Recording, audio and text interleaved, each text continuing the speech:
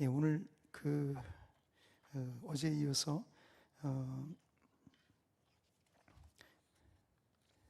교회 마케팅 운동에 대해서 좀 말씀을 드리겠습니다.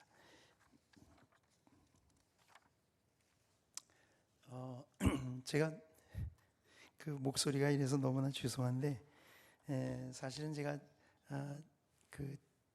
재작년 말에 암이 발견됐어요. 그래서 사실은 제가 작년에 항암 수술을 받고 항암 치료를 받았습니다. 그래서 7개월 동안 목회를 쉬고 작년 말에 이제 제가 복귀를 했거든요. 그래서 지금 쭉 해왔는데 몸이 좀 좋아졌어요. 근데 몸이 좋아져서 자신감이 붙어가지고 제가 2주 전, 그러니까 3주 전부터 금요기도회도 제가 또 시작을 했어요. 근데 2주 전에 금요기도회 때 너무 열을 내서 제가 소리를 내가지고 목소리가 쉬었어요.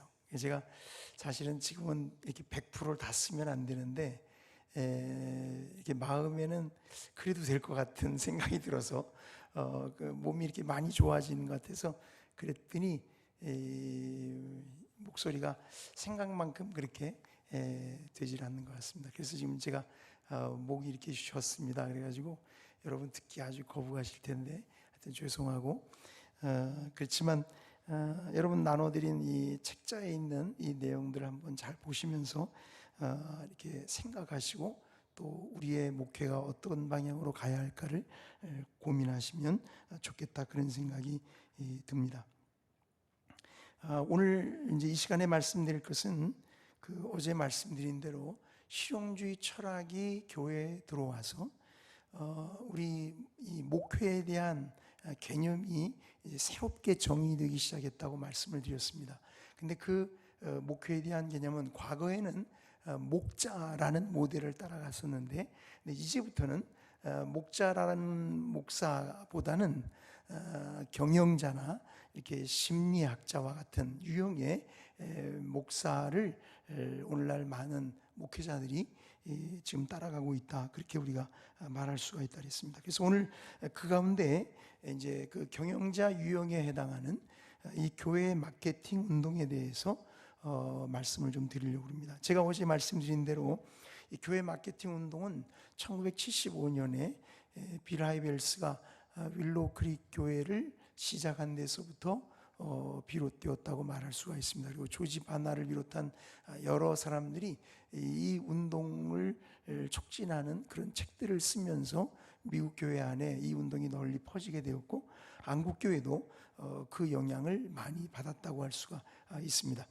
저도 윌로우 크릭 세미나를 해서 가본 적이 있어요. 가서 본 적이 있는데 그게 1998년쯤 됐을 거라고 생각하는데, 그 무렵에 제가 윌로우 크릭 세미나를 한번 가봤는데, 그때 한창일 때 거의 전성기를 이제 지나갈 때였습니다.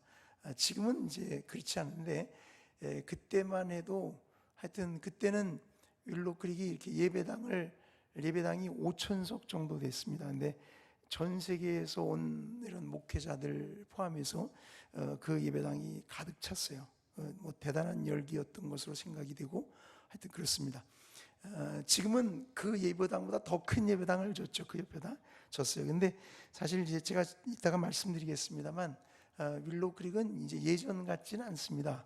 예전 같지는 않고 뭐 데이비드 웰즈 말한 대로 어떤 의미에서는 한물간 뭐 이런 교회가 됐죠. 그러나 뭐 워낙 규모가 크고 또 거기에 영향을 받은 사람들이 많기 때문에 아직까지도 많은 부분에서 영향력을 끼치고 있다고 말할 수가 있습니다. 자, 오늘은 이제 이 교회 마케팅 운동을 제가 이제 좀 평가하면서 교회 마케팅 운동이 실제적으로 어떤 내용을 담고 있는지를 여러분에게 좀 말씀을 드리려고 그럽니다. 아마 목회 현장에서 우리가 보는 여러 가지 현상들을 여러분이 이걸 이제 보시면서 생각하실 수 있을 거라고 생각이 됩니다. 우선 이제 첫 번째로 말씀드리려고 하는 것이, 이 마케팅 운동은 실용주의적인 진단에 근거한 것이다. 그 점을 우리들이 좀 기억해 둘 필요가 있습니다. 거기 이제 본문을 한번 보시죠. 교회 마케팅 운동은 교회의 상태에 대한 문제의식에서 비롯이 된 것이다. 그래서 그 아래 데이비드 웰스가 한 말을 한번 보시면 인용한 말입니다. 그 배경에는 복음주의 세계가 정치의 상태에 빠졌다는 위기의식과 과거의 운영 방식이 신세대에는 통하지 않는다는 문제의식이 있다. 그렇다면 교회가 운영 방식을 바꾸지 않으면 도태될 위험이 있는 것이다. 이처럼 시장을 염두에 두는 의식 구조가 물론 새로운 접근의 중심에 있다. 이는 비즈니스 세계에서 빌려온 것이다. 지난 30년에 걸쳐 시장 중심적이고 구도자 지향적인 복음주의자들 사이에 전통적인 교회는 세월의 흐름과 혁신적인 변화를 따라잡지 못해 쓸모없게 된 상품과 같다는 여론이 조성되었다. 그래서 이 마케팅 운동의 영향을 받은 사람들은 이 전통교회에 대해서 굉장히 부정적입니다. 굉장히 부정적이에요. 전통교회는 뭔가 시대에 뒤처진 것 같고 이 변화에 적응하지 못한 이런, 그래서 도태돼가는 그런 것으로 생각하는 경향이 널리 퍼져 있다고 말할 수가 있습니다. 자, 그런데 문제는 말입니다. 이런 문제의식이 신학적인 진단에서 나온 게 아니라는 거예요. 실용적 진단에서 나왔다는 것입니다.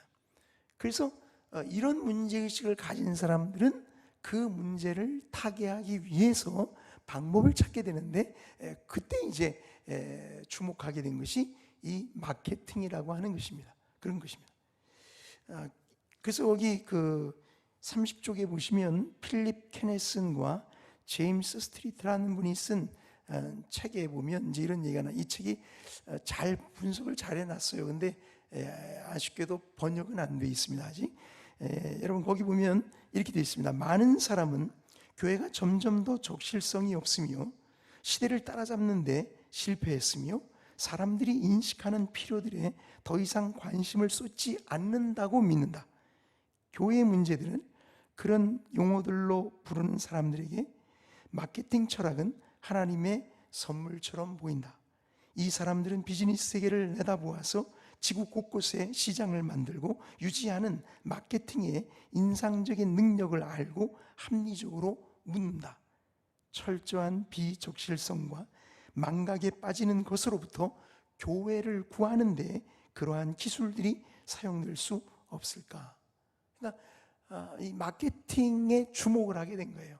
그래서 이제 이것을 교회로 도입하게 된 것입니다. 자, 그런데 문제는 하여튼 이렇게 생각하는 사람들의 그 실용주의적인 그런 접근 방식이 문제다. 문제를 보는 데서부터 실용주의적으로 지금 접근하고 있다는 말입니다. 거기 보면 그 각주 43번을 한번 보시면, 각주 43번, 이게 1994년에 나온 크리스천이티 투데이 잡지인데요. 제가 그때 사실 관심이 있어서 이 잡지를 사가지고 가지고 있었어요.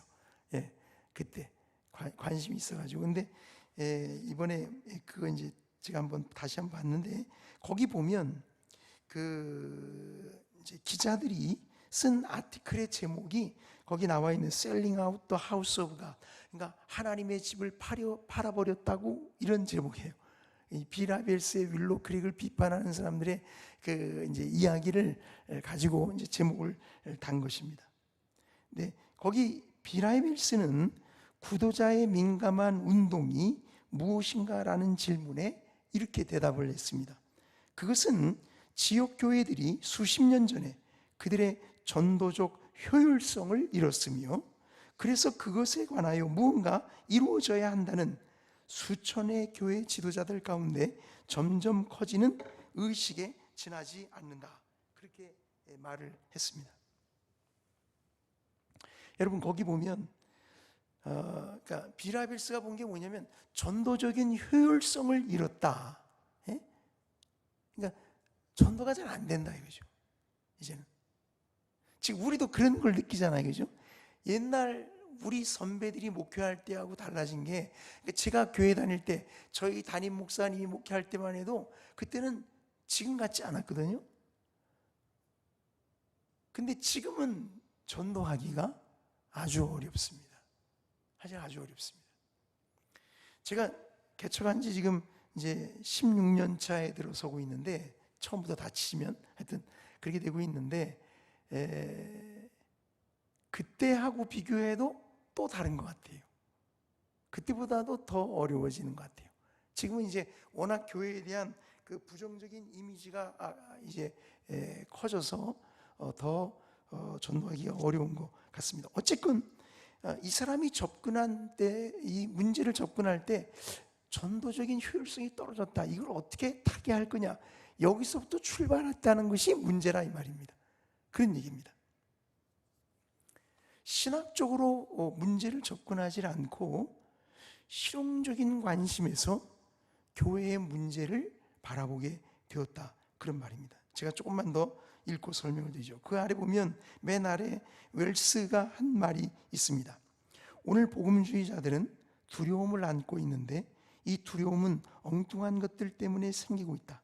자기가 쓸모없는 존재가 되지 않을까, 뒤처지지 않을까, 말하자면 남들에게 추월당하지 않을까, 시대에 안 맞는 존재가 되지 않을까 심히 우려하고 있다. 아니, 다른 무엇보다도 하나님과 그분의 진리에 걸맞는 존재가 되어야 하는데 이것은 그들의 관심 밖에 있다.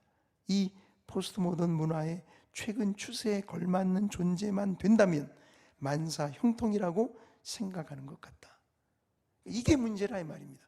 그러니까 하나님과 그분의 진리에 걸맞는 존재가 돼야 되는데 그게 관심이 아니고 이 문화 속에서 우리가 뒤처지지 않는 그런 존재가 되고자 하는 그런 관심을 갖고 있기 때문에 이게 문제다, 이제 지적을 한 것입니다. 여러분, 거기 각주 44번 한번 보시면 존 파이퍼의 권고가 있습니다. 거기 보면 이렇게 돼 있죠. 문제가 무엇인지를 파악하는 데 있어서조차 여러분의 진단이 실용주의적 감정에 빠지지 않도록 조심하라. 이것을 바꾸어 말하면 복음주의가 공허하고 약해지고 있기 때문에 복음주의의 상태를 한탄하지 말라는 것입니다. 그 대신에 복음주의가 하나님의 진리를 부인하고 있고 하나님의 가치를 경시하고 있기 때문에 복음주의의 상태를 한탄하라는 것입니다. 여러분, 이제 몇 년 전부터 한국교회 미래에 대해서 이게 비관적인 전망들이 나오기 시작했죠. 여러분 아마 많이 들으셨을 거예요. 책도 나와 있고 지금 그렇죠, 그죠? 그래서 아마 뭐 2000 몇 년인가에 앞으로 얼마가 되면 한국교회 교인 수가 지금보다 급격히 줄어들 거다. 그리고 그 문제의 주된 원인은 저출산 고령화다. 그러니까 그래서 이제 굉장히 비관적인 전망을 내놓고 그거를 책으로도 뭐 강연도 다니고 그래서 많이 들었어요. 신학교 교수님들도 막 그 얘기를 하고 막 이래가지고 그렇게 들었죠. 그러나 사실은 진짜 그게 문제냐? 아니에요. 그 문제가 아니에요. 저는 미래학자들의 말에 왜 목사님들이 자꾸 거기에 귀를 기울이는지 모르겠어요. 성경에 귀를 기울여야 되는데 그게 문제가 아니에요. 우리가 하나님의 말씀대로 목회를 제대로만 할 수 있다면 겁낼 거 없어요. 그건 문제가 안 돼요. 저출산 고령화 때문에 어떻게 그거 우리가 어떻게 하겠어요? 그걸 어떻게 하겠어요?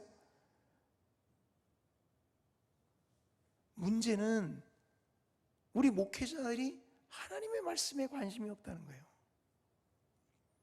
오늘날 설교가 성경을 말하지 않는다는 거예요. 성경을 읽어놓고는 다 딴 얘기 하잖아요. 재미있는 얘기 예화 듣느라고 드라마 본 얘기하고 일을 이루고 그러느라고 하나님의 말씀은 자꾸 무시당하고 있는 거예요. 사실은 이게 문제인 거죠. 우리가 사도들이 우리에게 전해주었던 그 교리를 잘 지켜가는 게 문제지. 그거는 관심이 없고 어떻게 하면 좀 세상 앞에 교회가 잘 보여서 사람들 좀 끌어모을 수 있을까? 이런 데 관심을 가진다면 그 진단 자체가 잘못이다. 그렇게 접근하는 게 잘못이다.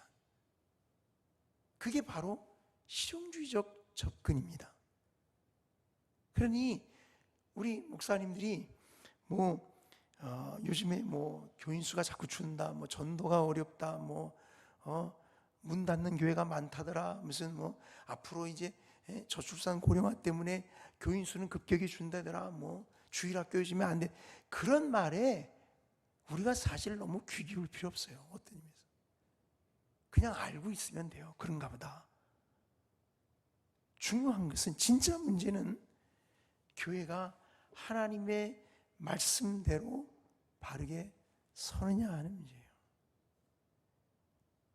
하나님께서 우리에게 성경을 통해서 우리에게 가르쳐 주신 이 진리들을 우리가 얼마나 붙들고, 이것을 얼마나 우리가 살아내고, 이것을 성도들에게 얼마나 잘 가르치냐, 이게 문제지. 그거는 관심이 없고, 그냥 어떻게 하면 빨리 사람들을 모을 수 있나, 어떻게 하면 개척교회 빨리 성장하나, 이런 데만 관심이 있다면 그것은 그 자체가 실용적인 접근이라. 사실은 그렇게 돼서 잘못 나가기 시작한 거예요. 그러니까 비라빌스는 워낙 이분이 실용주의적인 사람이기 때문에 이제 거기서부터 전도적인 효율성이 문제가 아니에요. 그게 문제가 아니라 교회가 말씀대로 살지 못하고 말씀이 제대로 전파되지 않고 말씀을 설교하지 않고, 이게 문제였던 건데, 그거는 제쳐놓고 시대가 변했다고 거기에 맞는 교회로 탈바꿈하려고 시도했던, 거기서부터 잘못되었다. 첫 단추를 잘못 낀 거죠. 그죠? 그렇게 된 거죠. 이게 교회 마케팅 운동의 사실은 문제예요. 그러니까 오늘 우리들도 하여튼 여기에 자꾸 휩쓸리지 않도록 조심해야 됩니다. 그러니까 교인 수가 준다더라, 문을 닫는다더라, 요즘에 개척하면 잘 안 돼, 요즘에 개척이 가려면 뭐가 어쩌고, 자꾸 이런 얘기를 우리가 너무 거기에, 물론 문제의식을 갖는 필요는 있겠지만은, 그러나 그것에 너무 우리의 마음을 뺏길 필요는 없다고 생각합니다. 저는 이 미래학을 공부하신 분들이 와가지고 한국교회 미래에 대해서 이렇게 예측해 주는 것이 참고 그냥 할 정도는 될지 모르지만, 그것 때문에 너무 우리가 마음을 뺏기지 않으면, 그게 진짜 교회 문제는 아닙니다. 그게 진짜 문제가 아닙니다. 진짜 문제는 여기 말한 대로죠.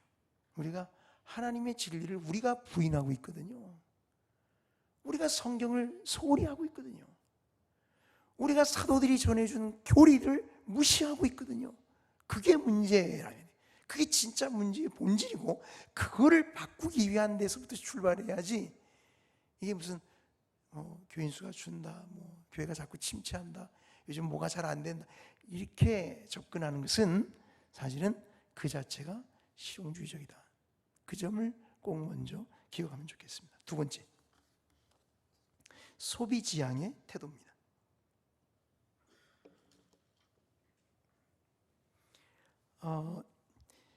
마케팅이라는 말은 말이죠, 사실 이거 최근에 나온 말이거든, 비교적. 그렇죠? 비교적 최근에 나온. 이것은 이 제조업이 발달되면서 사실은 이 마케팅이 등장하게 되었던 것입니다. 저도 이 마케팅 운동이 왜 이게 문제가 되나, 그걸 잘 몰랐어요. 근데 제가 이 케네슨 스트리트 같은 쓴 책을 보면서 이해가 좀 됐어요. 이제 제가 그 인용한 걸 한번 잘 보세요. 이게 마케팅입니다. 보세요. 마케팅 시대는 2차 대전 후에 나타났다. 이 변화의 뒤에 있는 일차적인 추진력은 판매자 시장, 거기서는 상품과 서비스가 부족하다. 이게 판매자 시장. 여기서부터 구매자 시장, 거기서는 상품과 서비스가 풍부하다로의 전환이었다. 그러니까 판매자 시장이라는 것은 판매자 마음이에요. 물건이 적으니까 살 사람은 많은데 물건이 적어. 그러니까 값도 자기 마음대로 매겨도 돼요. 그죠? 사는 사람은 신경 쓸 게 없어요. 내 마음대로 돼요. 그거 판매자 시장이에요. 근데 구매자 시장은 그게 아니에요. 물건이 넘쳐나. 얼마든지 살 수 있어. 이 집 아니면 딴 데 가서 살 수 있어. 그러면 소비자가 권한을 가져요. 그죠? 그 사람이 어느 상품을 살 거냐, 어디가 살 거냐, 어떤 가격으로 살 거냐, 그 사람이 결정하게 돼. 이게 달라지는 겁니다. 왜 그런가 보세요. 다른 말로 하면 일단 미국의 엄청난 제조 능력이 전쟁 노력에서 벗어나서 소비자 상품을 생산하는 쪽으로 향하자 미국 소비자들은 새롭고 경쟁하는 제품들로 넘쳐나는 자신들을 발견했다. 소비자 상품의 이러한 과잉은 시장에서 전례 없는 힘을 소비자에게 주었다. 그러니까 전쟁하느라고 공장이 다 이렇게 그 군수품 생산하고 뭐 이런 거죠, 그죠? 전쟁 물자 하던 그 공장들이 전쟁이 끝나니까 일단 다 사람들이 쓰는 소비재 생산으로 돌리는 거예요. 그러니까 상품들이 막 넘쳐나기 시작하는 거죠. 그러니까 이제부터는 상황이 달라진 거예요. 물건은 넘쳐나. 살 사람들이 오히려 얼마든지 고를 수 있고 선택할 수 있고, 권한은 이제 판매하는 사람에게 있는 게 아니라 소비자에게로 넘어온 겁니다. 그래서 마케팅이 시작이 되는 거예요. 그렇게 되는 거예요. 그래서 여기 고객이 왕이다 라는 말이 이때부터 나오기 시작한 것입니다. 그러니까 비즈니스 하는 사람들은 이제 고객의 필요가 뭐냐, 그거를 빨리 캐치해가지고 그것을 채워주는 것이 비즈니스의 주된 임무가 되는 것입니다. 옛날엔 그러지 않아도 됐어요. 워낙 물건이 귀하니까. 그런데 지금은 상황이 바뀐 거예요. 여러분, 지금 우리가 사는 사회도 뭐 물건이 넘쳐나잖아요, 이제는. 그죠? 그러니까 사는 사람들이 여기 갈 거냐 저기 갈 거냐, 이 회사 상품, 저 회사 상품을 살, 그건 자기 마음이에요. 자기 마음에 드는 거. 얼마나 소비자의 기호나 취향에 더 잘 따라가느냐, 그것에 따라서 상품이 더 잘 판매되느냐는 거기에 따라서 결정이 된다. 여기서 바로 소비자 지향의 태도가 생기게 된 것입니다.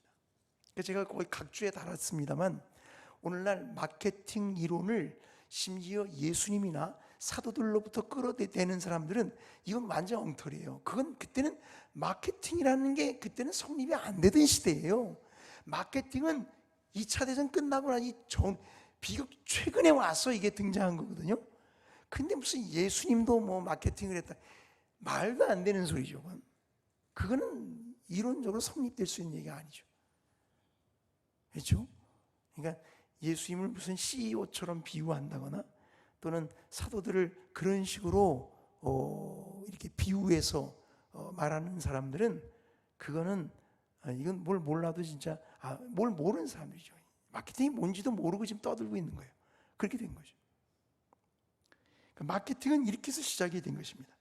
자, 그래서 거기 웰스가 이 마케팅 운동의 중심에 자리 잡고 있는 이런 컨슈머 오리엔테이션, 이제 소비자 지향의 태도라고 하는 이것을 말하고 있는 것을 보시면 좋겠습니다. 오늘날 이 종교 시장은 경쟁적이다.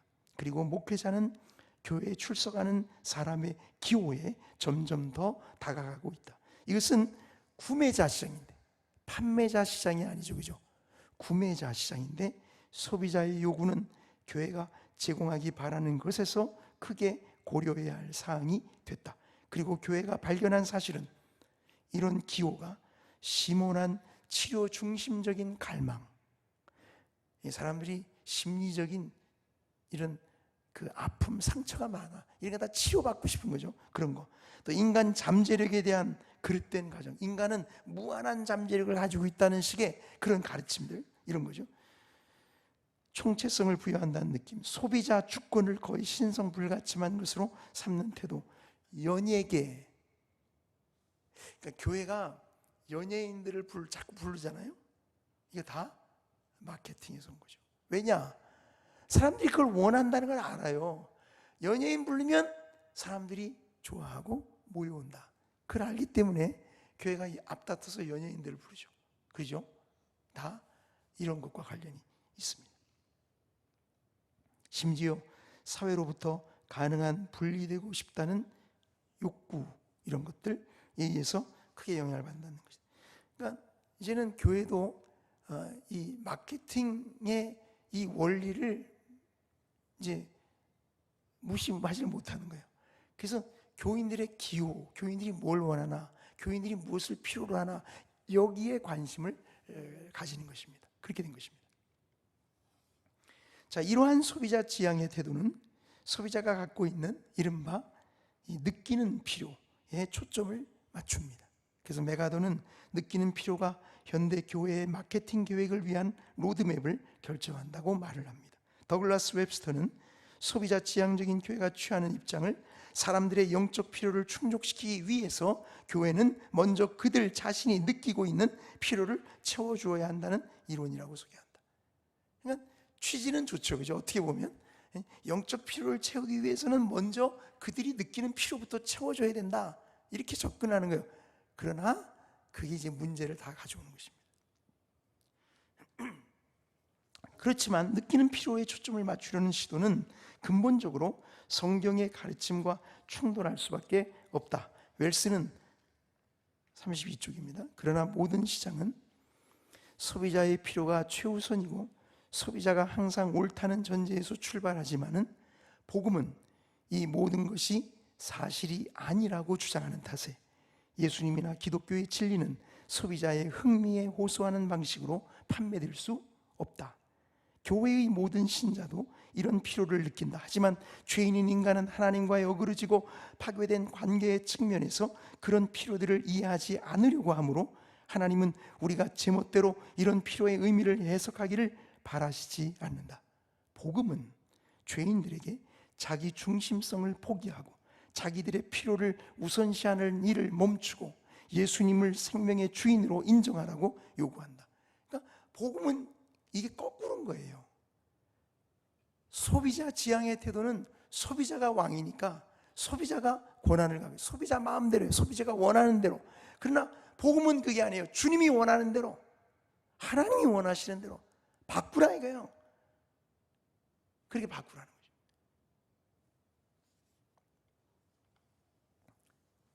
사실 진짜 복음을 전하면 사람들은 좋아하지 않을 거예요. 어떤 의미에서, 그죠?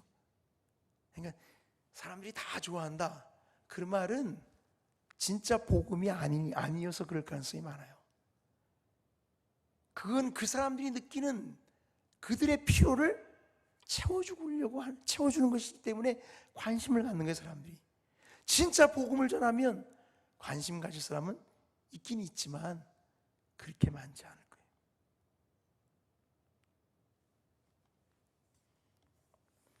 자, 이렇게 될 때 이렇게 느끼는 필요에 자꾸 초점을 맞추기 시작하면 그러면 어떤 문제들이 생기는가? 제가 거기 여러 가지를 쭉 언급을 했습니다. 첫째, 인간의 근본적인 필요를 외면하게 됩니다. 인간은 죄인이고 하나님과의 관계가 단절되어 있다고 하는 이 문제죠. 영적으로 죽어 있는 존재라는 이 문제에서부터 출발해야 되는데 이거를 덮어버리고 마는 거예요. 덮어버리고 마는 거예요. 두 번째, 거기 그 단락의 8번째 줄입니다. 그렇습니다. 거기 보면 교회에서의 권위가 자꾸 교인들한테 가요. 소비자 주권이에요. 소비자가 왕식인 거죠. 그렇게 되는 거죠. 그러나 교회의 주인은 그리스도시죠. 그죠? 그렇게 돼야 되잖아요. 근데 교인들 마음대로예요. 주님이 기뻐하시는 대로가 아니고 교인들 기뻐하는 대로. 자꾸 이렇게 가는 거죠.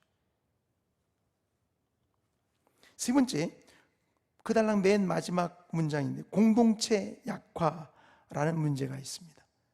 그 브루스 쉘리라는 분이 이렇게 말을 했어요. 우리는 우리의 필요를 채우고 우리의 권리를 주장하며 다님에 따라 서로에게 낯선 사람처럼 살고 있다.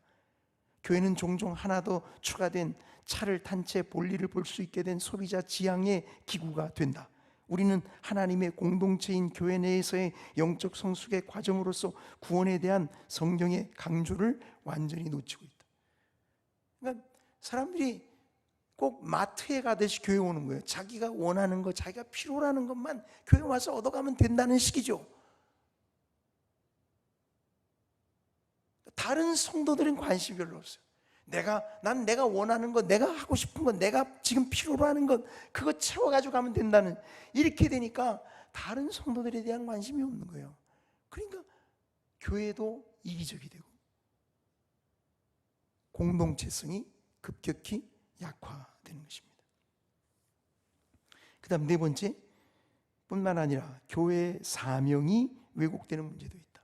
교회의 사명도 왜곡이 돼요. 교회가 느끼는 필요에 초점을 맞추다 보니 교회 자체가 목적이 된 것입니다. 스카이 제슨이라는 분이 그 현상을, 여러분 아까 보니까 저 아래 이 책을 여러 권 갖다 놓은 것 같은데, 교회 마케팅 운동에 대해서 비교적 재미있게 잘 쓴 책이에요. 잘 썼어요. 젊은 분인데 잘 썼어요. 여러분 관심 있으면 이 책 한번 읽어보실 만합니다. 그러니까 여러분이 만약 교회 마케팅 운동에 대해서 이렇게 좀 개략적으로 배우고 싶으시다면 어제 제가 소개해드렸던 존 맥아더가 쓴 복음을 부끄러워하는 교회, 그리고 이 스카이 제슨이가 쓴 하나님을 팝니다 라는 이 두 권 정도만 읽으시면 아마 어느 정도 충분히 다 이해하실 수 있을 거라고 생각합니다. 근데 거기 이런 얘기가 나오더라고요. 33쪽에 보시면, 의도적이든 우연이든 간에 종교시장의 욕구를 충족하는 데 우선을 둔 실용주의 지도자들로 인해 교회의 목적이 다시 정의됐다. 이들은 교회의 목적이라는 걸 여기서 이렇게 썼어요. 사람들을 하나님과 관계 맺게 하는 게 교회의 목적이다. 근데 그런 거에 이르는 수단으로 교회를 보지 않고 교회 자체가 목적이 되었다. 논리는 간단하다. 사람들이 하나님과의 관계 맺을 필요를 느끼지 못한다면 교회 안에 다른 필요를 만들어내어 교회로 이끌어야 한다는 것이다. 일단 경쾌한 음악과 후원 모임, 드라마, 실용적인 메시지로 관심을 끌면 결국에는 하나님도 찾게 되리라는 생각이다. 그러나 소비자의 욕구에서 출발하다 보니 이들은 정기선에서 호화 유람선으로 변모하는 과정을 그대로 답습하게 된 것이다. 즉 교회는 매개체가 아닌 목적지가 되었다. 무슨 얘기냐면, 옛날에 정기선이 미국에서 유럽 대륙으로 정기선이 왔다 갔다 했어요. 6일씩 걸려서 갔다 그래요. 6일씩 갔어요. 근데 어느 날 갑자기 제트기가 나타난 거예요. 제트기는 몇 시간 내에 가버리잖아요. 그러면 정기선은 이제 쓸모가 없어요. 이 회사들이 다 망하게 된 거예요.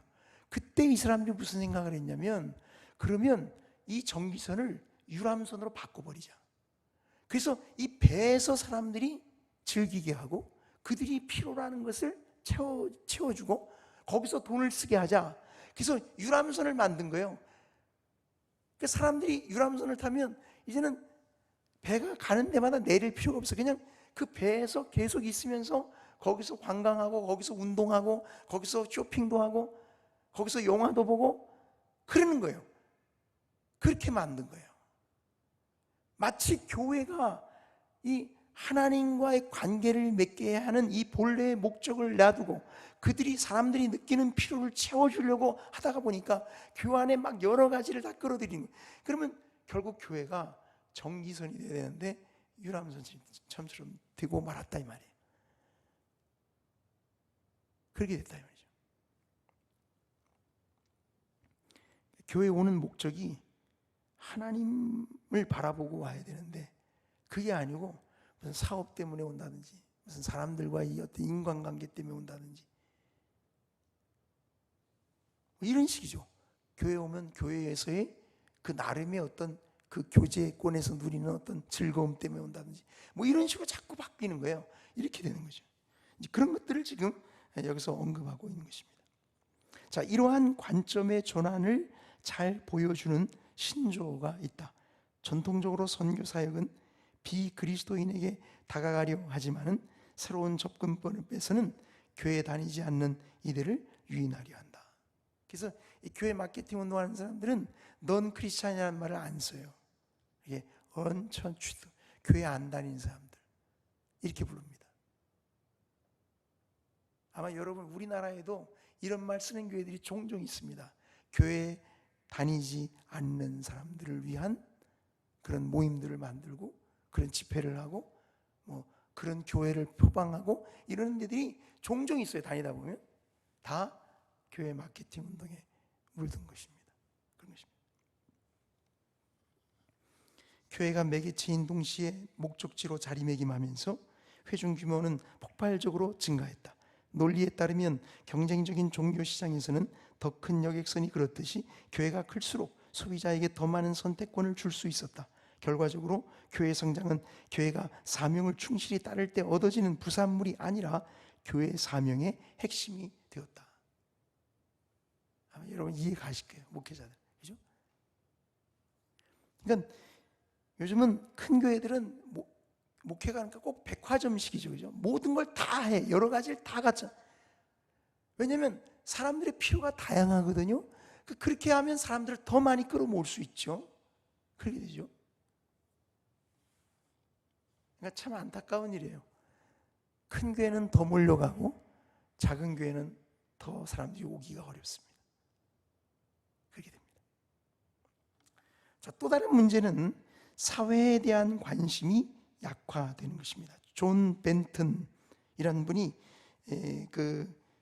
Christian in the Consumer Culture, 이 소비자 문화에서의 그리스도인이라는 책을 썼는데 그 책에 보면 이런 얘기를 합니다. 소비자 중심주의의 1차적 목표는 개인을 행복하게 만드는 것을 다루는 것이어야 한다.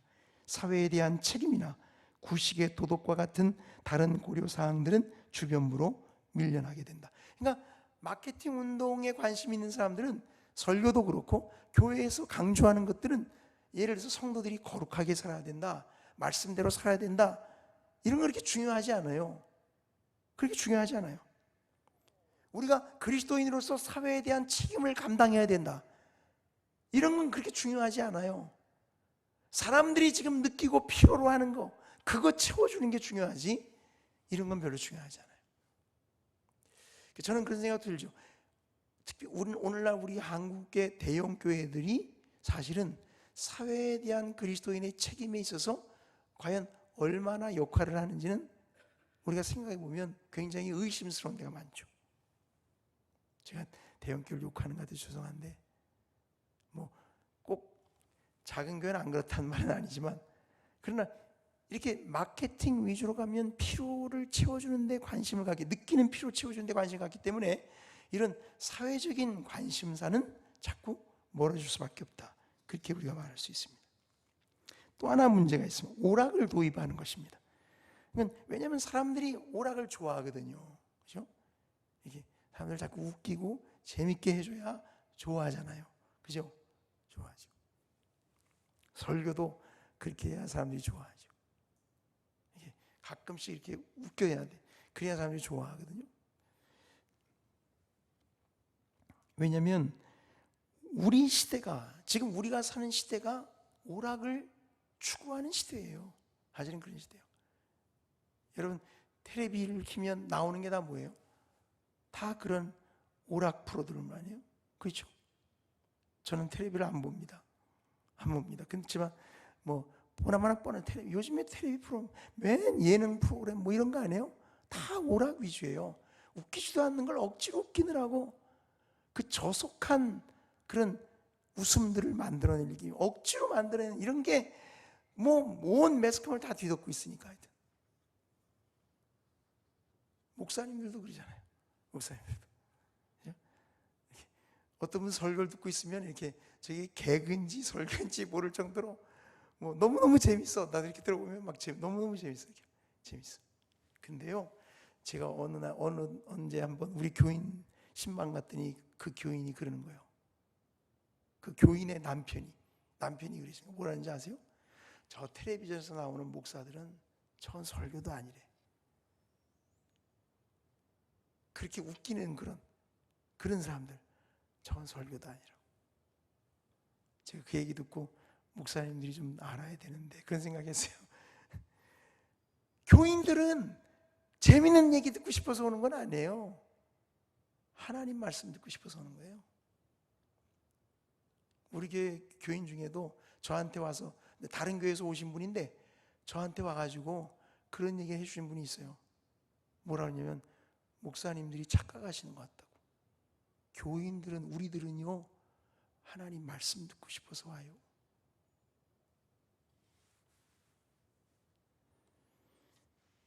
거기 닐 포스트먼이라는 분이 한 말을 게리 길리라는 분이 책에 인용을 했는데 이렇게 되어 있습니다. 기독교는 까다롭고 진지한 종교다. 쉽고 재미있는 것으로 전달될 때 아주 다른 종류의 종교가 된다. 달리 말해 종교가 사람을 즐겁게 하는 것이 될 수 있으면 의심의 여지가 없다. 문제는 그렇게 됨으로써 종교를 말살하는 것이 아닌가 하는 것이다. 우리가 좀 조심해야 합니다. 미국에는 이렇게 스턴트맨이라 하나요? 뭐라 그러죠? 이렇게 예배 시간에 막 그런 복장을 하고 나타나기도. 한국에도 그런 적이 있습니다. 저도 본 적이 있어요. 기가 막힌 일이죠, 그죠? 미국은 대단해요. 막 이렇게 막 천장에서 막 줄 타고 나타나기도 하고 별게 다 있어요. 그런 것도 있고 막 이래. 사람들 끌어들여야 되니까. 또 하나 문제가 있습니다. 거기 보면 교리에 대한 무관심이에요. 교리에 대한 무관심이에요. 마이클 호튼이 이런 말을 했습니다. 나는 자아도취적인 문화의 일상에서 행해지는 관행과 의식에 의해 우리 교리가 잊혀지고 무시되고 심지어 뒤틀리고 왜곡되었다고 생각한다.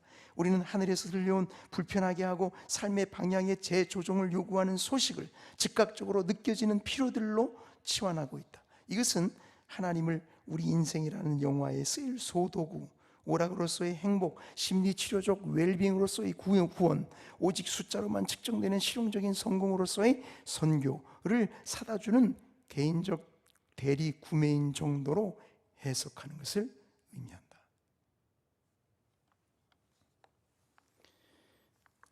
거기 웰스가 마케팅 위주의 접근이 가져온 결과로서 기독교 도덕의 붕괴 현상을 지적한 얘기가 나옵니다. 요즘 대다수의 현대교회가 노리는 시장은 영적인 관계를 맺는 것은 원하되 종교적인 것은 반대하는 특징을 갖고 있다. 달리 말하면 자기네가 스스로 규정하지 않은 교리를 믿는다거나 자기네가 스스로 설정하지 않은 규범을 따른다거나 공동체적 관행을 쫓는 것을 거부한다는 뜻이다. 종교는 뛰어넘자 영성의 살과 뼈만 달라. 이것이 그들이 요구하는 바다. 그리고 마케팅 위주의 교회들은 이 요구대로 하려고 노력을 한다. 그러므로 이런 부실한 음식만 먹는 자들은 당연히 세계관도 없고 성경적 교리를 받아들일 자리도 없는 것이다. 오늘날 우리 한국 교회도 이런 모습으로 많이 됐죠. 교회는 열심히 다니는 것 같은데 기독교적인 세계관이 없어요. 그러니 삶은 안 믿는 사람하고 비슷해. 다를 게 별로 없는 거죠. 그죠? 교리가 없으니 삶이 변할 수가 없죠. 그죠? 그런 거죠. 사실은 기독교의 교리라는 것은 삶을 위한 거 아니에요. 그죠? 삶을 위한 거예요. 교리가 없으면 삶이 당연히 약화되죠. 기독교인다운 삶이 있으려면 기독교의 교리를 알아야 돼요. 알아야 돼요. 근데 교리를 안 가르치니까, 그러니까 교회는 열심히 다니는데 나가서 사는 걸 보면 안 믿는 사람들과 차이가 없어요. 이렇게 되는 것입니다. 자, 이렇게 느끼는 필요를 채우기 위해서 취하는 방법이 있어요. 그게 뭐냐면 타겟팅이라는 거예요. 청중을 목표로 삼는 청중을 정하는 거예요. 이게 타겟팅이라고 그러는데 그것을 하는 것입니다. 특정 부류의 사람들이 갖고 있는 그들만의 필요를 채워주려고 하는 거죠. 그런 거죠. 그러니까 모든 사람을 상대로 하면 이 필요가 워낙 다양하니까 사람을 이렇게 그룹을 만드는 거죠. 이렇게 특정 그룹을 만드는 거예요. 그런 거죠. 그래서 그 사람들이 원하는 필요한 메시지, 그들이 필요로 하는 프로그램, 그런 식으로 자꾸 맞춰가는 거예요. 그렇게 하는 거죠. 여기 이제 보세요. 웰스가 하는 말을 보시면 교회에 가는 것을 더 즐겁게 만드는 방법의 하나는 선택의 여지를 제공하는 것이다. 고객들은 자기가 듣고 싶은 음악 스타일, 참석하고 싶은 예배의 종류를 선택할 수 있기를 바라고, 왜 예배도 맞춤형으로 만들 수 없느냐고 소비자와 목사가 이구동성으로 묻고, 제가 언젠가 어떤 분한테 명함을 받았는데, 그게 한국에서인지 미국에서인지 모르겠어요. 근데 그 목사님 명함을 보니까 교회를 소개하는데, 교회 예배를 이렇게 1부, 2부, 3부, 4부, 1부는 전통적인 예배 뭐 이런 식으로, 2부는 무슨 이렇게 뭐라 했더라, 무슨 좀 모던한 이런 예배 이런 식으로, 그거를 예배를 그렇게 다 구분을 해놨어요. 아예. 그러니까 그거 원하는 사람 그 예배 오라 이거죠. 우리나라에도 그렇게 하는 데들이 요즘에 많이 있습니다. 그러니까 어느 예배는 어떤 층을 위한 예배, 이렇게 해서 그 사람들이 요구하는 거기에 맞춰서 음악도 거기에 맞추는 거죠. 그렇게 맞추는 거죠. 그런 것이죠. 저희도 이제 저희 교회도 3부 예배는 우리 청년부 예배거든요. 3부 예배가 청년부 예배 때 드럼 치고 다 하죠. 저희는 청년부 예배니까 그렇긴 하는데, 근데 하여튼 조심하셔야 됩니다. 이런 것도. 그런 맞춤형 전도인가? 그런 얘기도 아마 여러분 들어보셨어요.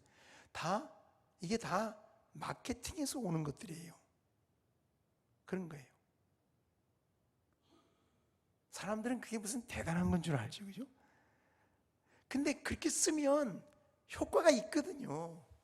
왜냐면 비슷한 사람들 모아놓고 그 필요를 공통의 필요를 느끼는 사람들 모아놓고 그들의 필요에 맞는 얘기만 해주니까, 그러니까 당장 보면 멋있어 보이고 효과가 있어 보이고 뭐가 되는 것 같죠. 그러나 거기에는 심각한 문제들이 내포되어 있죠. 사실은. 그러니까 자꾸, 그러니까 뭐냐면 사람들이 느끼는 필요를 교회가 강화시켜줘 가는 거예요. 복음은 그거를 내려놓으라는 건데 말이죠. 그죠? 복음은 그걸 내려놓으라는 거예요. 지금 네가 원하는 거 말고 너한테 진짜 필요한 거는 그게 아니고 이거야 라고 복음은 말해주는 건데, 근데 우리는 그러질 않고 사람들이 원하는 당신의 필요가 맞습니다, 그걸 우리가 채워주겠습니다, 자꾸 이렇게만 가니까 사실은 사람들의 신앙이 주님께 복종하고 순종하는 이런 신앙이 아니고 자기 위주로 가는 거예요. 하나님도 자기를 위해서 있는 거예요. 자꾸 그렇게 가죠.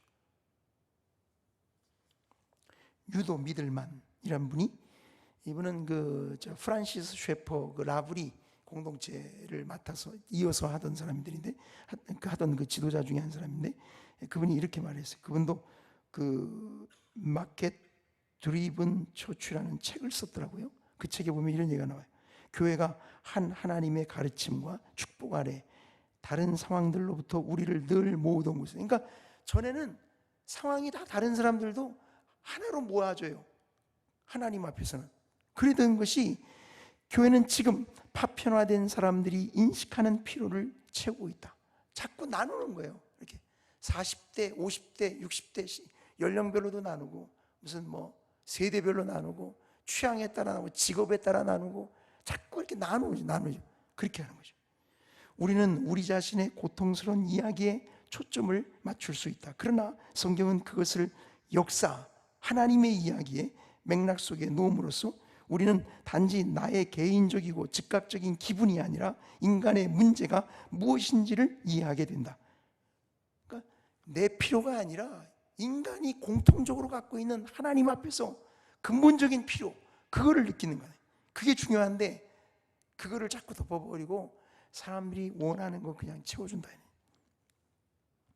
치유는 하나님이 우리를 위해 하신 일로부터 오지 우리 자신에 대해 좋게 느끼는 것으로부터 오지 않는다. 그렇게 말을 했습니다. 자, 세 번째로 넘어가겠습니다. 복음의 상품화. 이거 심각해요. 복음화 상품화도. 복음의 상품화. 마케팅이 이루어지기 위해서는 당사자들 간에 교환할 상품이 있어야 한다. 그것은 그들의 욕구나 필요를 채워줌으로써 서로에게 가치 있는 무언가가 있어야 한다는 의미이다. 한 마케팅 교과서는 이렇게 말을 합니다. 마케팅의 요체는 둘 이상의 당사자들이 느끼는 필요를 채우기 위해서 서로에게 가치 있는 어떤 것을 주는 교환 과정. 그러니까 마케팅이라는 것은 반드시 이 상품 교환이 일어나야 돼. 그게 마케팅이에요. 그런 거죠. 그 옥성호 형제가 마케팅에 물든 부족한 기독교라는 책을 썼잖아요. 그죠? 그 책에 보니까 마케팅 교회를 이렇게 아주 복잡하게 이렇게 장황하게 설명을 쭉 잘했어요. 근데 간단하게 자기 말로 이렇게 말했어요. 거기 뭐라 했냐면 마케팅을 필요로 하는 상품을 갖고 있는 교회가 마케팅 교회다. 그렇게 썼어요. 웰스는 세상과 교회 모두에서 마케팅의 결과는 일종의 상품 교환이다 라고 말을 합니다. 그러면 그 상품이 뭐냐? 그 상품이 복음이라는 거예요. 복음이라는 거예요. 거기 바나가 한 말이 있죠. 마케팅은 우리가 목표로 삼고 있는 사람들의 요구에 우리의 상품, 이게 복음인데 우리의 상품을 적용시킴으로써 찾는 과정이다. 이렇게 말을 했어요. 그러니까 여기서 이제 복음의 상품화가 일어나게 되는 것입니다. 무슨 말이냐면 상품이라는 건 상품 가치가 있어야 돼요. 그죠? 사람들이 필요로 하는 걸 채워주는 뭔가가 있어야 된다면 그래야 된다고. 만약 소비자들이 전혀 필요를 못 느끼는 거라면 그건 상품이 될 수가 없죠. 그죠? 그렇죠? 그러니까 사람들이 필요로 하는 무언가로 만들기 위해서는 복음을 뭔가 바꾸지 않으면 안 돼요. 여기서 복음의 변진이 일어나는 것입니다. 거기 보세요. 케네슨과 스트리트는 이렇게 말을 합니다. 한편에는 불변하는 삶을 변화시키는 복음의 내용이 있는 반면에 다른 편에는 늘 변하는 복음이 특정 시간과 장소에서 특정 사람들에게 전달되는 유연한 방식들이 있다. 그런 도식에서 마케팅은 불변하는 내용을 전달하거나 고정된 목적을 달성하기 위한 중립적인 도구나 수단으로 이해된다. 마케팅주의자들은 이렇게 생각합니다. 그러니까 우리는 복음의 내용은 안 바꾼다 이거지. 포장만 바꿀 거다. 포장만. 그래서 사람들이 이렇게 사기 좋게 그렇게 만들려고 그러는 거다. 그러니까 마케팅이라는 것은 중립적인 거다. 그렇게 이제 생각하는 거죠. 그러나 복음의 포장을 바꾸게 되면 내용도 바뀌게 돼 있어요. 이상해요. 이제 그 설명을 제가 좀 드리려고 합니다. 그 아래 보세요. 그러나 이러한 복음의 상품화는 복음의 포장을 바꾸는 것으로 그치지 않는다. 그것은 필연적으로 복음의 내용을 변질시킬 수밖에 없다. 마케팅은 결코 중립적인 도구나 수단일 수 없는 것이다. 그 제서니가 한 말인데 거기 설명을 한번 잘 보십시오. 잘 설명했어요. 여러분 보세요. 소비사회를 가능하게 하는 것은 바로 발톱이나 식어 빠진 감자튀김 등 그 무엇이든 경제적 가치를 부여받아 교환될 수 있다는 믿음이다. 교환 가치를 부여받은 물건은 상품이 된다. 그러니까 상품이라는 것은 교환 가치가 있어야 돼요. 교환 가치가 없으면 상품이 아니에요. 결과적으로 한 물건의 가치는 그것이 실제로 무엇인가가 아니라 무엇과 교환할 수 있는가와 직결된다. 잘 보세요. 예를 들면 자급자족 경제에서 농부는 자신이 키운 쌀을 먹고 가족이 살아가기 때문에 쌀을 소중히 여긴다. 이때 쌀은 그 속에 내재된 영양적인 특성 때문에 가치가 있다. 그러나 생존에 필요한 것보다 많은 쌀을 생산한다면 농부는 여분으로 도구나 옷, 필요한 것을 거래할 수 있다. 농부에게 여분의 쌀은 쌀이라서가 아니라 교환할 수 있기 때문에 가치가 있다. 그 가치는 더 이상 내재된 것이 아니라 부여된 것이다. 그렇게 쌀은 상품이 된다. 여러분 무슨 말인지 아시겠죠? 그죠? 그죠? 상품화라는 건 이런 걸 말하는 것입니다. 그러니까 상품화가 되면 본래의 가치가 중요한 게 아니고 그것이 어떤 교환 가치가 있냐 이거예요. 그게 중요한 거예요. 그렇게 되는 거죠. 조금만 더 읽겠습니다. 소비 문화를 형성하는 다른 많은 요소처럼 상품화 자체보다는 상품화가 지닌 엄청난 파급력이 문제다. 상품 문화에서는 어떤 것도 내재적인 가치를 지니지 않는다고 여긴다. 대신에 가치는 오직 우리에게 얼마나 유용한가에 따라 결정되며 비극적이게도 이러한 믿음은 사람에게도 적용된다. 소비자 지상주의 세계 안에서는 하나님조차 우리에게 유용하지 않다면 어떠한 내재적 가치도 지니지 못한다. 하나님도 우리가 쓰는 도구며 우리가 제어할 수 있는 힘이고 우리가 사용할 자원일 뿐이다. 우리는 하나님이 누구신지에 근거하지 않고, 그러니까 하나님이 누구신가 이게 중요한 건데, 이게 아니고 하나님이 우리에게 무엇을 해줄 수 있는지에 근거하여 그분께 가치를 돌려드린다.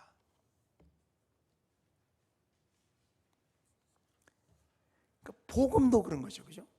우리가 전하는 복음이 사람들에게 이런 상품 가치가 있으려면, 원래 복음은 사람들이 하나님과 단절된 삶을 살면서 죄악 가운데서 영적으로 죽어 있다는 이게 문제인데, 그죠? 근데 이거는 아무런 상품 가치가 없어요. 사람들이 그걸 좋아 안 하거든요. 사람들이 그걸 필요를 못 느끼는데, 그러니까 사람들이 필요를 느끼게 하려면 어떻게 해야 돼요? 상품 가치가 있는 걸로 바꿔야 돼요. 복음을 상품화해야 돼요. 그러니까 그러면 복음이 거기서부터 이렇게 조금씩 바뀝니다. 예수님을 믿으면 행복해집니다. 이런 거죠, 그죠? 말하자면 예수님을 믿으면, 제가 어느 기분인가, 예수님을 믿으면 부자 될 수 있습니다. 복음의 상품화예요. 그런 일들이 수없이 일어나고 있는 거죠.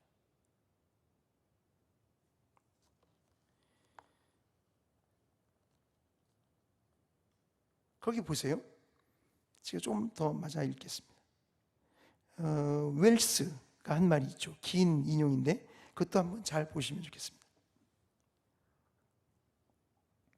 마케팅 모델은 복음에서 진리를 빼버리기 때문에 지금 이런 현상이 일어나고 있다. 첫째, 소비자가 갖고 있는 필요는 소비자 스스로 파악하고 있는 필요다. 죄인들이 가진 필요는 하나님이 우리를 위해 파악하신 필요고, 우리가 우리의 필요를 보는 방식은 그분이 그것을 보는 방식과 다르다. 그러니까 내가 느끼는 필요하고 하나님이 보실 때 정말 나한테 필요하다고 생각하시는 거하고는 다르다 이거예요. 우리가 우리의 필요를 다시 읽게. 우리는 하나님에 대한 진리를 막고 그것을 불의로 억눌러 버린다. 우리는 그분의 도덕법에 순종하지 않을 뿐더러 순종할 능력도 없는 타락한 상태인데, 하나님께 반역한 때문에 발생한 우리의 필요를 성령을 통한 하나님의 개입도 없이 우리 스스로 파악할 가능성이 있을 것 같은가? 없다 이 말이에요. 그죠? 여러분, 자연인이 말이죠, 그냥 자기 스스로 자기의 필요를 깨닫는 그런 건 없어요. 하나님께서 도와주시죠. 성령께서 역사하셔야, 아, 내가 죄인이구나, 나에게 그리스도의 십자가가 필요하구나, 그런 거죠. 그죠? 그 스스로 깨닫는 사람이 어디 있어요? 없어요. 우리의 본성으로 보건대 복음이라는 상품을 구할 가능성은 거의 없다. 우리가 구할 것은 일종의 치료법이나 생활의 테크닉 혹은 회개와 구속을 거치지 않고 나름대로 영적인 자아를 발견하는 길과 같은 것이랴.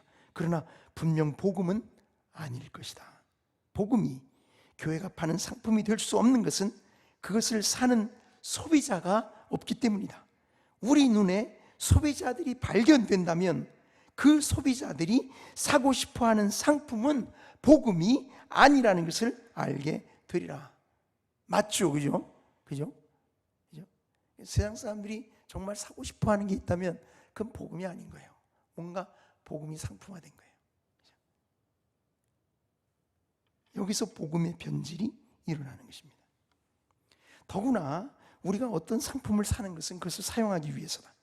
우리가 그리스도를 영접하면 그분이 사용해 달라고 거기에 있는 것이 아니라 우리가 그분을 섬기기 위해 거기에 있는 것이다. 우리가 그분에게 헌신하는 것은 어떤 상품에 몰두하는 모습과 전혀 다르다. 영광의 주님이여 성육하신 두 번째 위격이신 그 하나님과 고급 자동차, 별장, 해외여행 등과는 천양지차다. 마케팅의 유추는 이 모든 차이를 희미하게 하고 그리스도를 단순히 우리의 욕구를 채우려고 사는 상품으로 축소시켜 버린다. 이 과정에서 파괴되는 것은 성경이 가르치는 죄와 성육신과 구속에 대한 교리들이다.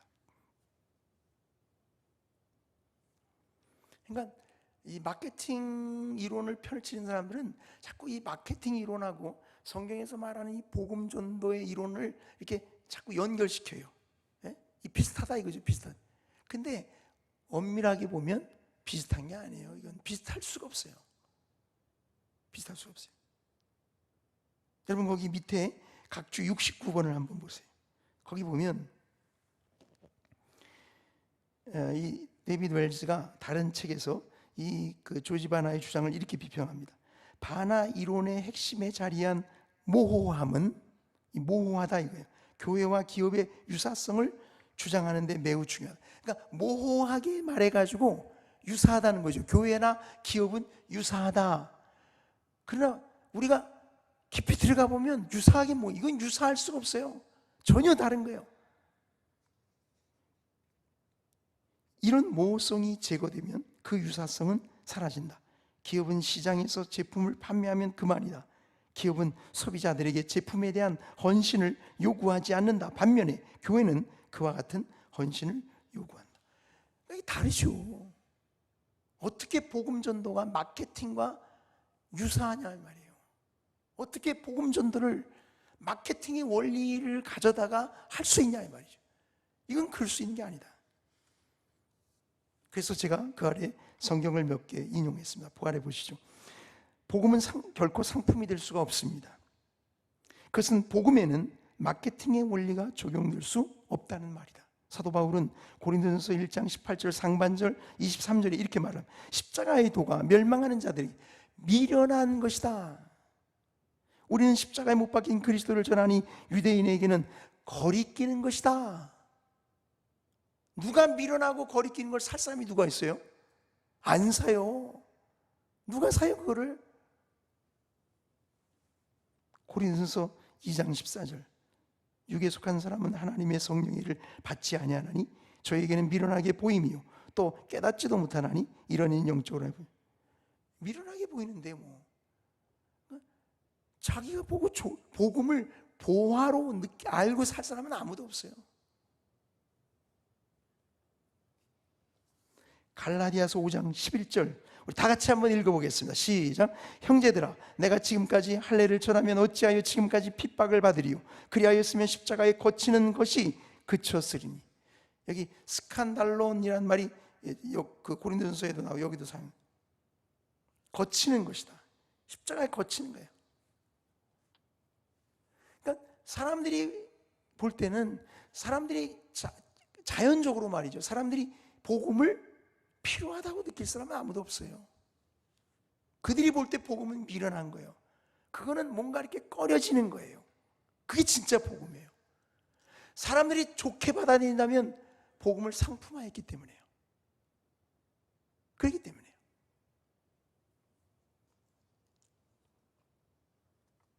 그러므로 십자가의 복음에 마케팅의 원리를 적용하려면 복음의 내용을 바꾸지 않고는 불가능하다. 오늘날 교회 마케팅 운동에서 일어나고 있는 심각한 현상은 바로 이러한 복음의 변질이다. 그러니까 우리가 복음을 자꾸 바꾸지 말아야 돼요. 바꾸지 말아야 돼. 자꾸 감언이설로 사람들을 끌어들이려고 할 게 아니에요. 교회 오면 뭐 당연히 잘 된다. 병도 고칠 수 있다. 교회 오면 마음 평안을 얻는다. 뭐 여러 가지 말로 자꾸 이렇게, 물론 주님이 다 주시지만 말이죠. 줄 수 있는 것이지만 그게 복음이 아니잖아요. 하나님과의 관계가 개선되지 않는데 어떻게 평안이 옵니까?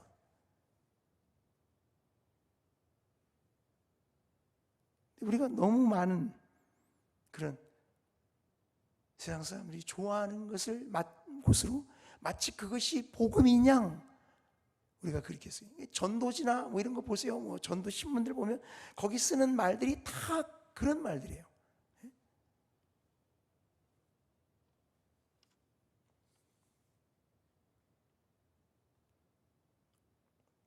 사실 사형리에 그 나오는 문구들도 조금 그런 면에서는 조금 문제가 될 수는 있습니다. 제가 볼 때 하나님은 당신을 위한 놀라운 계획을, 그게 문제가 아니에요. 그건 물론 맞는 말이지만 그게 문제가 아니에요. 좀 더 복음 그대로 전해줄 필요가 있어요. 사실은 그럴 필요가 있어요. 하여튼 이런 점에서 마케팅 운동은 복음의 상품화를 하고 있죠. 굉장히 심각한 문제죠. 우리가 그렇게 되지 않도록 해야 될 것입니다. 마지막 네 번째, 측정할 수 있는 목표들로 바뀐 교회의 비전입니다. 아마 이런 거 많이 보셨을 거예요. 저도 이제 신학교를 졸업하고 목회 현장에 뛰어들면서 늘 의문 가운데 하나가 뭐냐면, 저렇게 해야 교회가 크는 건가, 그런 생각이 드는 거예요. 왜냐면 요즘에 여러분 큰 교회들 보세요. 보면은 큰 교회 비전이 다 있거든요. 근데 이렇게 수량화된 비전들이 굉장히 많아요. 우리가 몇 년까지 뭐 교인 몇 명 돌파, 뭐 선교사 몇 명 파송, 뭐 이런 거, 그런 거 여러분 많이 보셨을 거예요. 아마 그런 교회들이 많아요. 그게 마케팅이에요. 사실 마케팅하는 사람들 그렇게 합니다. 그게 왜 그런가 한번 여기 보시죠. 실용주의에 기초한 교회 마케팅 운동의 주된 관심은 교회의 전도와 성장이 얼마나 효과적이냐에 있다. 효과적이냐. 케네스과 스트리트는 마케팅은 어느 기관이든지 더욱 효과적으로 만들 것이라는 것이 모든 마케팅 문헌에서 반복해서 나타나는 중심. 그러니까 마케팅은 기업도 그렇지만 교회도 효과적으로 만들어줄 거라 이거죠. 근데 교회가 이렇게 효과에 초점을 맞추려면 효과가 있는지 없는지 어떻게 알아요? 그건 평가를 해야만 알거든요. 그러니까 효과에 초점을 맞추게 되면 평가에 관심을 갖게 돼요. 그리고 평가를 하려면 측정할 수 있는 목표가 있어야 돼요.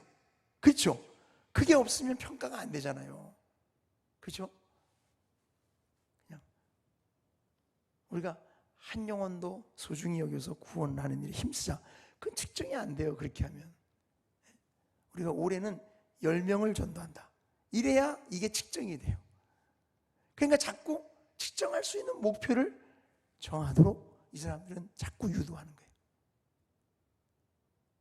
그래야 됩니다. 왜냐하면 이 실용주의 철학에서 중요한 것은 참이냐 거짓이냐가 아니고 효과가 있느냐 없느냐이기 때문에 그렇게 하는 것입니다. 자, 그래서 거기 케네슨과 스트리트가 한 말을 보시면 교회 마케팅 운동가들이 측정할 수 있는 결과들, 2차적으로 수적으로 정의된 성장입니다. 여기에 두는 강조와 가치는 마케팅이 일종의 경영이라는 사실과 분리될 수 없다. 사람은 통제할 수 없는 것을 경영할 수가 없고, 우리 시대에는 누구든지 결과를 측정할 수 없으면 통제를 실행했다고 주장할 수가 없다. 이러한 원리를 바탕으로 교회 마케팅 운동가들은 교회의 비전과 목적들을 조작할 수 있게 하거나 측정할 수 있는 목표들로 바꾸도록 강조합니다.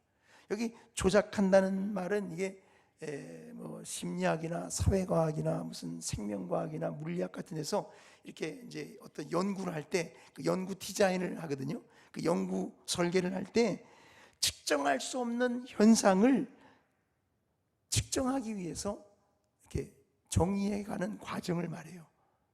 그러니까 측정할 수 없는 걸 측정하기 위해서 이렇게 하는 것을 조작한다 그래요. 오퍼레이셔널라이즈라고 그러는데 이 조작한다는 말 썼어요. 하여튼 그런 것입니다. 그러니까 측정을 할 수 있어야 통제를 시행했는지 안 했는지 알 수 있고, 통제가 돼야 경영이 이루어지는 것이고, 그러려면 교회는 측정할 수 있는 목표나 비전을 가져야만 된다. 이런 논리예요.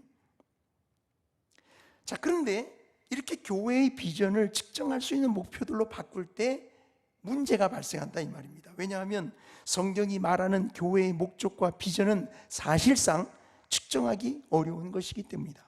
그래서 교회의 목적과 비전을 측정할 수 있는 목표들로 바꿀 때 그 목적과 비전이 영향을 받게 됩니다. 그래서 케네슨과 스트리트가 그 점을 이제 지적을 하는데, 여러분 거기 한번 보시죠. 그러나 측정할 수 있는 목표들로 경영하는 것은 교회가 하도록, 교회의 사명을 얘기하죠. 역할. 그리고 되도록 교회의 정체성이에요. 부름을 받은 것과 반대는 아닐지라도 언제나 긴장 가운데 있게. 긴장 가운데 있게 될 거다 그랬어요. 문제가 된다 이 말입니다. 부분적으로 이것은 그리스도인의 성장과 성숙의 양상들이 대부분 양을 잴 수 없는 것이기 때문이다.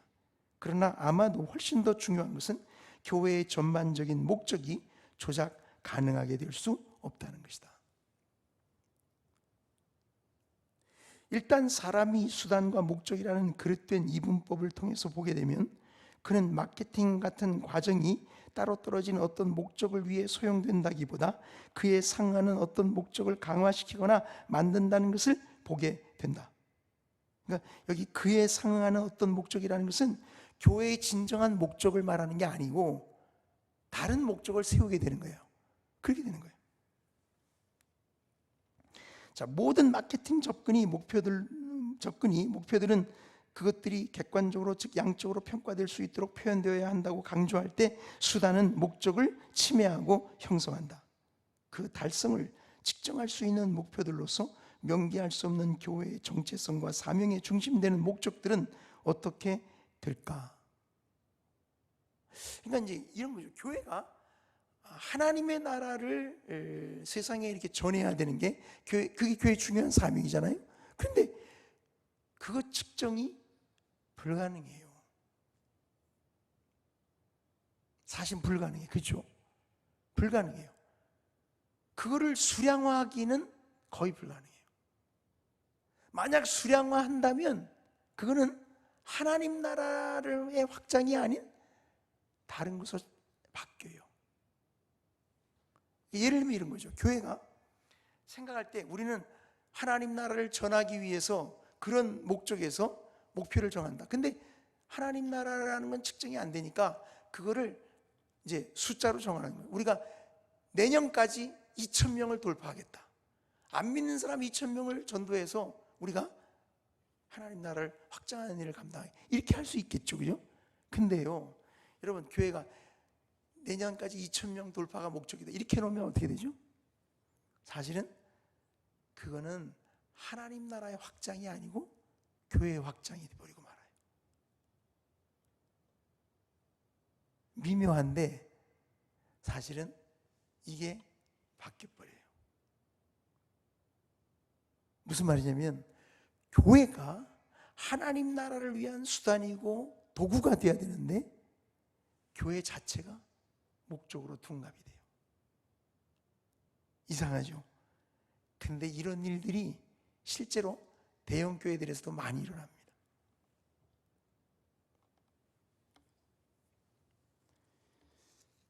그래서 거기 그랬습니다. 분명 그러한 목적들은 경시되거나 진짜 목적은 경시되거나 또는 그 달성을 측정할 수 있는 목표들로서 명기할 수 있는 목적들로 대체될 것이다. 아마 이것은 왜 교회 마케팅 운동가들이 충성과 같은 중심적인 교회 관심사들을 논의하지 않고 대신에 성장, 효율, 효과에 초점을 맞추기 좋아하는지를 설명하는 데 도움이 된다.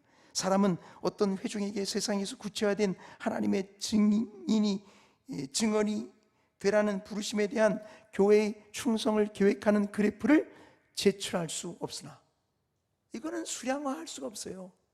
그래프로 그려서 이렇게 하겠습니다. 계획을 제출할 수 없어요. 그러나 교회의 출석, 교회의 헌금, 그리고 교회의 프로그램에 대한 회중의 만족도 이런 거는 그래프를 그려서 제안할 수 있죠. 근데 거기 뭐라 하냐면 그들에게 제안하면서 후자가 이 그래프가 말이죠. 전자에 대한 정당한 지표라고 가장할 수 있다. 그러나 이건 진짜가 그게 아니라 이 말이죠.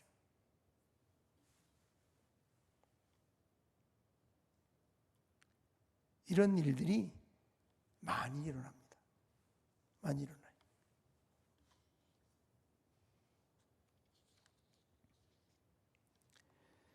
우리가 그런 점에 대해서 한번 잘 생각할 필요가 있어요. 그래서 이렇게 저도 교회들 가보면 이렇게 앞에 현수막에다 걸잖아요. 몇 명 돌파, 아니면 올해 새신자 몇 명 전도 이런 거 다 숫자를 걸어놓잖아요. 그렇지? 근데 그거는 그 마케팅 원리를 따르고 있는 것입니다. 진짜 주님이 우리에게 주신 사명은 그렇게 측정할 수 있는 것들이 아니에요. 여러분, 한 사람의 교인이 정말 그리스도 안에서 그리스도의 제자로서 성장해 가는 것을 우리가 어떻게 측정할 수 있어요? 측정이 안 돼요.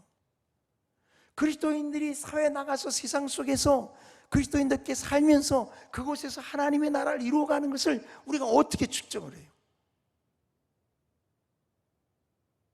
그러니까 새신자, 올해 새신자 200명 이렇게 전도 이렇게 해버리면 그게 무슨, 그러면 교인들이 직장에 나가서 사는 것은 신경 안 쓰겠다는 소리죠.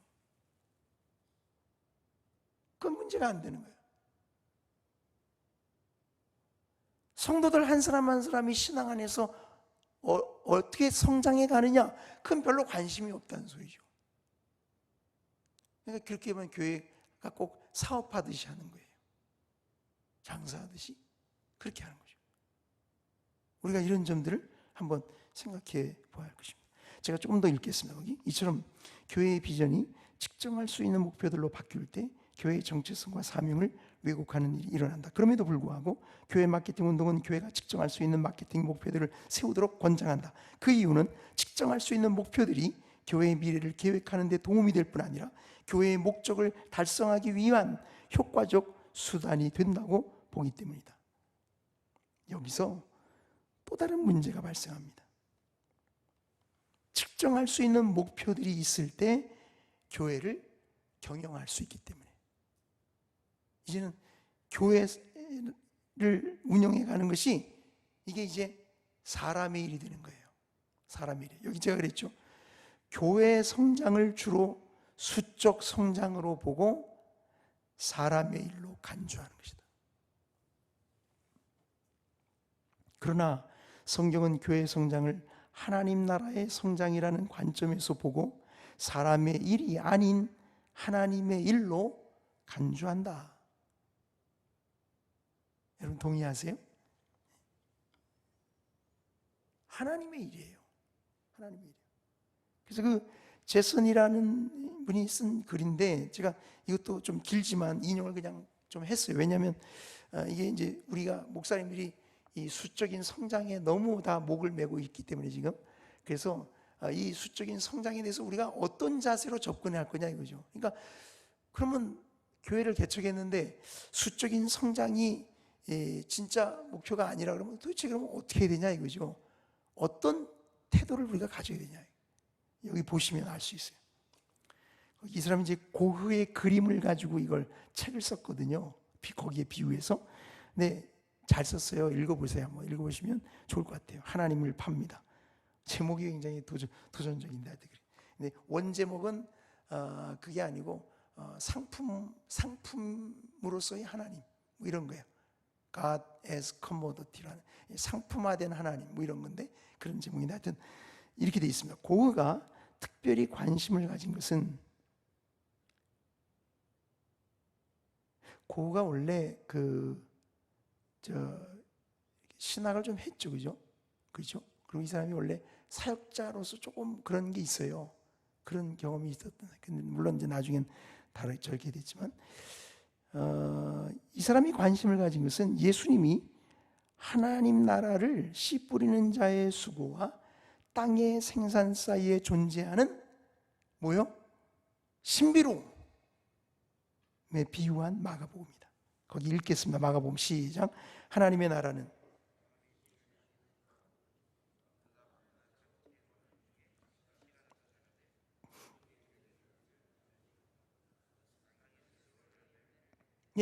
씨 뿌리는 자의 수고하고 땅에 생산하는 거하고 그 사이에 신비로움이 존재한다. 어떻게 그렇게 되는지 몰라. 그렇죠? 자, 좀 보세요. 복음서에서 예수님이 농업적인 시각에서 사역을 말씀하실 때는 주로 신비로움과 예측할 수 없는 결과라는 가르침으로 가득 차 있는데, 사도 바울은 여기에서 좀 더 나간다. 고린도 교회에 쓴 편지에서 바울은 고린도인들을 하나님의 밭이라고 묘사한다. 그 도시에 복음을 처음 전한 사람으로서 바울은 자신을 씨 뿌리는 사람, 즉 씨를 심은 사람으로 묘사한다. 그리스도 안에서 동료이자 종인 아볼로는 나중에 와서 물을 주었다. 오직 하나님께서 자라나게 하셨나니 그런즉 심는 이나 물 주는 이가 아무것도 아니로되 오직 자라게 하시는 하나님뿐이니라. 고의의 그림처럼 바울은 하나님만이 자라게 하는 분임을 알고 있었다. 씨 뿌리는 자는 책임이 없다. 오직 하나님만이 결과에 책임을 지신다.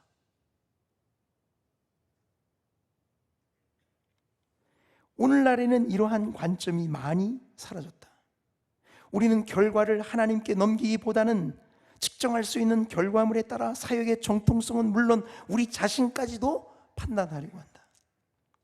이처럼 측정할 수 있는 결과물로 잘 알려진 이른바 사역의 기본은 출석, 건물, 재정이다. 이 세 가지 요소가 증가하고 있다면 우리는 사역이 효과적이고 교회가 정통성을 지니며 공동체가 축복을 받았다고 여긴다. 그러나 만약 예수님과 바울, 고흐가 옳은 것이라면 어떻게 할 것인가? 우리의 수고로 인한 결과가 사실은 우리 능력의 범위를 넘어서는 것이라면, 넘치는 양적 성장이 있든 없든 우리의 역할이란 부차적인 것일 뿐이라면, 마땅히 하나님께만 속하는 결과물에 따라 자신과 남을 판단하는 것을 멈추고 밤낮으로 일어나 땅에 씨를 뿌리며 그것이 자라는 것에 경탄하는 씨 뿌리는 자의 겸손을 배운다면 어떨까? 여러분, 우리도 이런 자세로 씨를 뿌릴 수 있기를 바랍니다. 그렇게 할 수 있기 바랍니다. 자꾸 숫자 때문에 고민하지 마시고 그건 하나님께 책임을 돌리고 내가 할 수 있는 내게 맡겨진 일에 충성을 다하는 것입니다. 그게 우리의 본분이에요. 물론 게으르고 나태하고 충성하지 않으면 그거는 주인에게 야단 맞아야 될 일이죠. 그런 것이죠. 이와 함께 거기 제임스 패커가 한 말도 제가 꼭 필요할 것 같아서 거기다가 덧붙였는데 한번 보시겠습니다. 수량화의 성공이 신격화되는 곳에서 마치 암이 몸 전체에 급속히 퍼지는 것처럼 항상 교만은 영혼 전체에 강력하게 자라나고 퍼진다. 그러니까 대형교회 목사님들은 굉장히 위험한 거예요, 사실은. 남보다 수십 배 노력하지 않으면 대형교회 목사가 되면 될수록 교만해지거든요. 목에 힘이 들어가. 그렇게 돼요.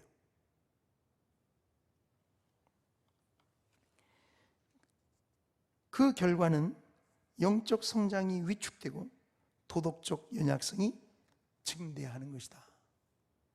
그러니까 수만 명 목회를 했지만 어느 날 그 목사님이 하루아침에 무너져버려요.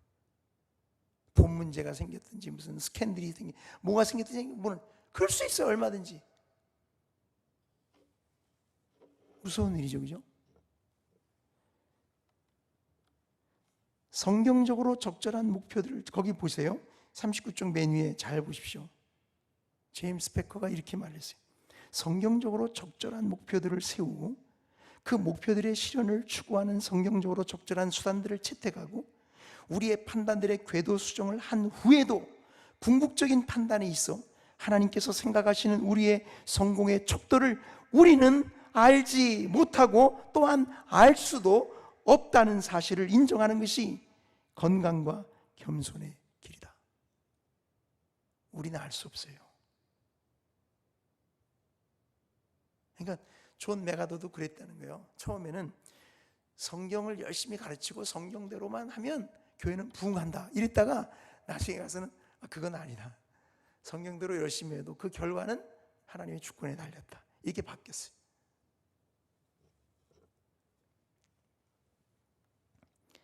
느헤미야 13장은 분명히 차후의 타락을 방지하려는 경고적인 간증인데 거기 14절 충성의 느헤미야 13장은 충성의 요청이었고 이러한 구조 가운데 이 14절 기도가 나옵니다. 느헤미야가 이렇게 기도한 거죠. 내 하나님이여, 이 일을 인하여 나를 기억하옵소서. 내 하나님의 전과 그 모든 직무를 위하여 나의 행한 선한 일을 도말하지 마옵소서. 그러니까 이 기도를 뭐냐면, 여기 느헤미야의 열심은 신실을 지키려는 것이었다. 그는 자신이 성공하도록 전해졌는지 또는 그렇지 않은지 알지 못했다. 그러나 느헤미야는 모든 일에 있어 하나님의 말씀에 충성하도록 부르심을 받았다는 것을 알고 있었다. 그거를 기도하고 있는 거예요, 지금. 바울은 우울한 마지막 서신에서 자신의 죽음을 예상하며 자신이 성공자였다고 말하지 않고 단지 내가 선한 싸움을 싸우고 나의 달려갈 길을 마치고 믿음을 지켰다라고만 말한다. 그는 자신이 성공자인지 아닌지 알지 못했다. 그가 확신하는 것은 자신이 충성하였고,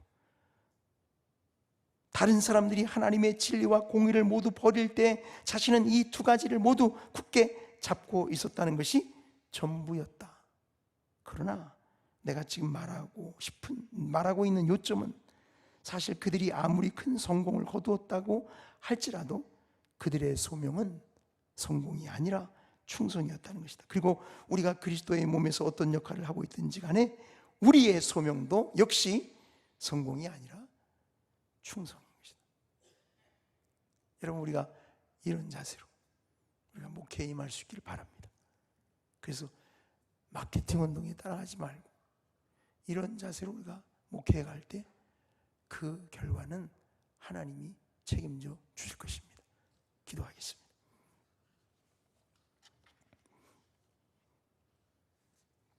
하나님 아버지, 오늘날 널리 퍼져 있는 이 교회 마케팅 운동의 여러 방법론들과 여러 생각들을 우리가 분별 없이 따라가지 않게 하시고, 이제는 하나님의 말씀의 원리로 돌아와서 하나님을 의지하고 믿음으로 우리에게 주어진 사역에 충성을 다하는 하나님의 종들이 되게 하여 주옵소서.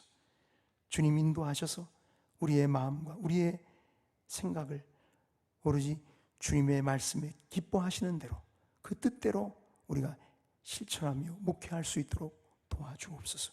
예수님 이름으로 기도하옵나이다. 아멘.